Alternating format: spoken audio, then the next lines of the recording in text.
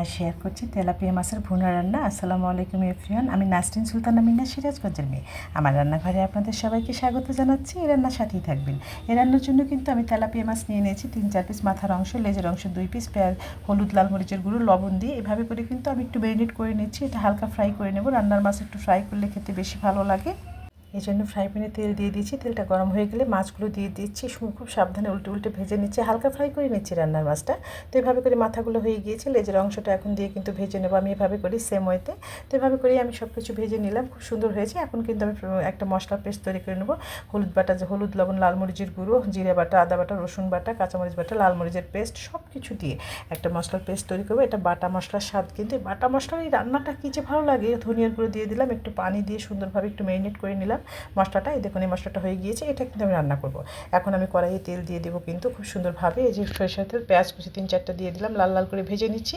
প্রায় হয়ে গিয়েছে। এখন আমি মশলাটা দিয়ে কষিয়ে নেবো, পেঁয়াজ রসুনের ঝাঁঝালো গন্ধটা যেন না থাকে। খুব সুন্দরভাবে কষানো হয়ে গেছে। যে আমি টমেটো ফ্রিজে সংরক্ষণ করেছি, 2-3টা টমেটোর টুকরো দিয়ে দেবো, এতে মজাটা অনেক বেশি হয়। এই যে দিয়ে দিয়েছি, এটা কষিয়ে কষিয়ে রান্না করে নিচ্ছি। এখন আমি করলা দিয়ে দেবো। করলাটা কিন্তু এভাবে কেটে রেখেছিলাম, মায়ের অনেক পছন্দ, করলা দিলে অনেক মজা হয়।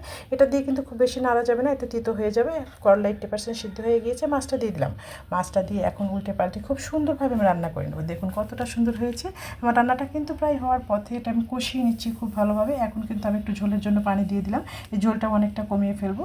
এখন আমি হাই হিটে রান্না করছি, এটা খুব দ্রুত হয়ে যাচ্ছে। ভাজনা বাটা অ্যাড করে দেবো, জিরা, পেঁয়াজ, তেজপাতা ভেজে বেটে রেখেছি। এটা স্কিপ করা যাবে না, এটা দিতেই হবে।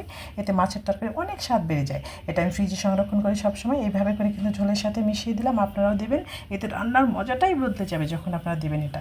যাই হোক, এভাবে করেই কিন্তু আমি রান্নাটা করে নিচ্ছি। রান্নাটা প্রায় হয়ে গিয়েছে। এই যে হাই হিটে রান্না করছি, খুব দ্রুতভাবে বলক চলে এসেছে রান্নায়। এভাবে করে সবাই, এই রান্না গরম ভাতে অসাধারণ খেতে। কয়েকটা কাঁচামরিচ দিয়ে দিলাম, এই কাঁচামরিচটা আমার অনেক পছন্দ, সিদ্ধ মরিচের স্বাদ আমি ভীষণ ভালোবাসি। এখন একটু জিরের গুঁড়ো, ভাজা জিরের গুঁড়ো দিয়ে দিলাম। আমার রান্নাটা কিন্তু এখন ফাইনাল হয়ে যাচ্ছে, একদম হয়ে গিয়েছে, মানে ভীষণ মিষ্টি একটা ফ্লেভার বেরিয়েছে। এখন কিন্তু আমি একদম ফাইনালি নামিয়ে ফেলবো। আর একটু ঝোলটা আমি শুকিয়ে নিচ্ছি, এতে রান্নাটা বেশি মজা হবে। তো এভাবে করেই কিন্তু রান্নাটা আমার হয়ে গিয়েছে। দেখুন কতটা সুন্দর হয়েছে। এখন আমি চুলা বন্ধ করে দিব, তারপর একটা সার্ভিং বাটিতে খুব সাবধানে ঢেলে দেবো। দেখুন এই যে হয়ে গিয়েছে কিন্তু রান্না একদম খাওয়ার উপযোগী। এখন একটা সার্ভিং বাটিতে আমি এটাকে ঢেলে দেবো খুবই সাবধানে। গরম ভাতে অসাধারণ খেতে। আপনারা কিন্তু বাসায় অবশ্যই ট্রাই করবেন। আমি এটা এখন একটা সার্ভিং বাটিতে ঢেলে দিচ্ছি খুব সাবধানে এভাবে করে। দেখুন কতটা সুন্দর হয়েছে, এত মিষ্টি একটা স্মেল বেরিয়েছে, কিচ্ছু বলার নেই। আমার এরকম সহজ রেসিপি যদি ভালো লাগে তাহলে আমার পেজ ফলো করতে পারেন। আজ বিদায় নিচ্ছি, সবাই সুস্থ থাকবেন, নিরাপদে থাকবেন, আমার পরিবারের জন্য দোয়া করবেন। সামনে নতুন রেসিপি দেখার আমন্ত্রণ রইল। সে পর্যন্ত সবাই সুস্থ থাকুন, ভালো থাকুন, নিরাপদে থাকুন, আমার ভিডিওর সঙ্গেই থাকুন। খুব সহজেই তো সব ভিডিও আমি শেয়ার করি, যেহেতু খুব সহজেই যেহেতু আপনারা রান্না করতে পারেন। যে রান্না করতে পারে না সেও আমার ভিডিও দেখলে রান্না করতে পারবে, এত সহজ হইতে আমি কিন্তু রান্না দেখাই। তাই আমার ভিডিওর সাথেই থাকুন, ভালো থাকবেন। আল্লাহ হাফিজ।